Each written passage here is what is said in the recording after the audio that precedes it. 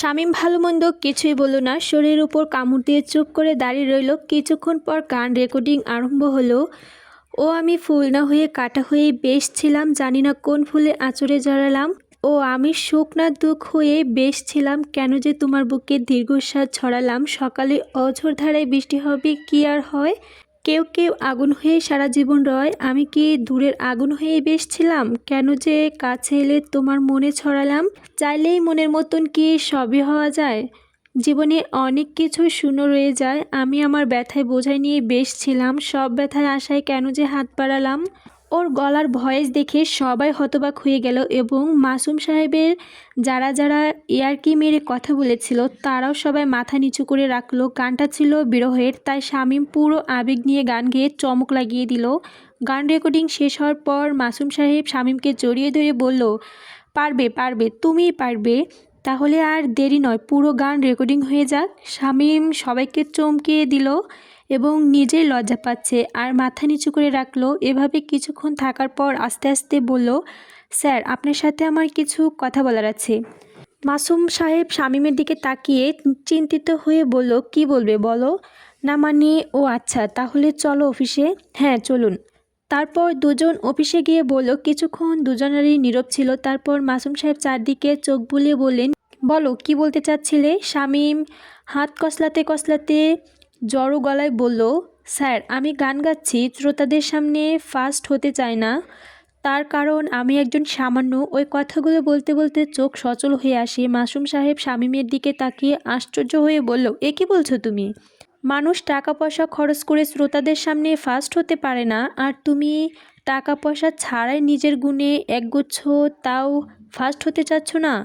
এ কোন ধরনের কথা? তাহলে কি করে? তুমি তো আমার আবার চিন্তায় ফেললে।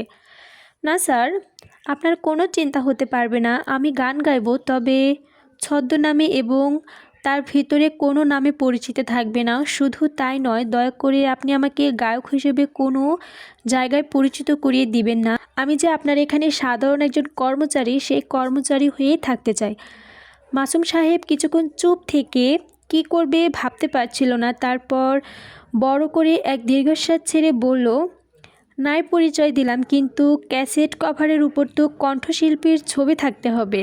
না স্যার, ক্যাসেটের উপর কভারের উপর কণ্ঠশিল্পীর ছবি দরকার নেই। কিভাবে কি করতে হবে সেটা আপনি ম্যানেজ করে নেবেন, এ নিয়ে আপনার চিন্তা করার কোনো দরকার নেই। আচ্ছা তুমি যা ভালো বুঝো তাই করো, তবে ছদ্মনামটা কি দেবে ভেবেছ?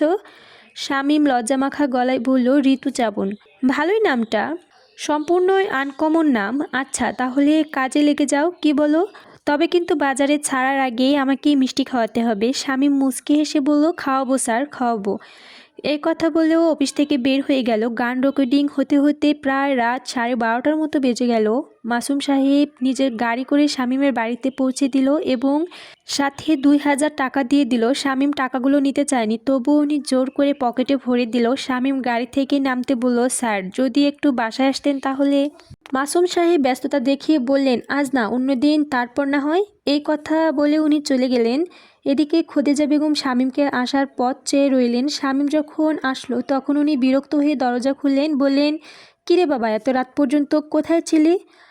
আর বলো না, একটু কাজের চাপ বেশি ছিল তাই। আর এই টাকাগুলি রেখে দাও। খদিজা বেগম টাকাটা হাতে নিয়ে আশ্চর্য হয়ে বললেন, এখন তো মাস শেষ হয়নি, এই সময় টাকা? না, অগ্রিম নিয়ে আসলাম, রেহেনার কলেজের বেতন দিয়ে দিও। খদিজা বেগম ভালো মন্দ কিছুই বলল না। শামীমের সামনে থেকে চলে যাওয়া খাওয়া দাওয়া রেডি করতে লাগলেন। শামীম হাত মুখ ধুয়ে এসে বলল, ভাইয়া এসেছে? হ্যাঁ এসেছে। খাওয়া দাওয়া করেছে? হ্যাঁ করেছে। তোমরা খেয়েছো? হ্যাঁ খেয়েছি, তবে রেহেনা কিছুই খায়নি, ওর শরীরটা খুব গরম, মনে হচ্ছে জ্বর আসছে। তাহলে তো ডাক্তার দেখানো দরকার।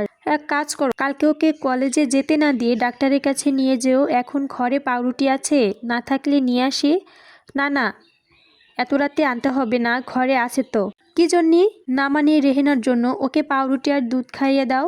খদিজা বেগম শামীমের কথাগুলো শুনে ওর মুখের দিকে এক দৃষ্টিতে তাকিয়ে রইলেন। নিজের ভাইটা বোনের উপর এত অবস্থা ভালো মন্দ না বলে নিষ্ঠুরের মতো শুয়ে পড়ল, আর আজও পর হয়ে নিজের বোনের মতো।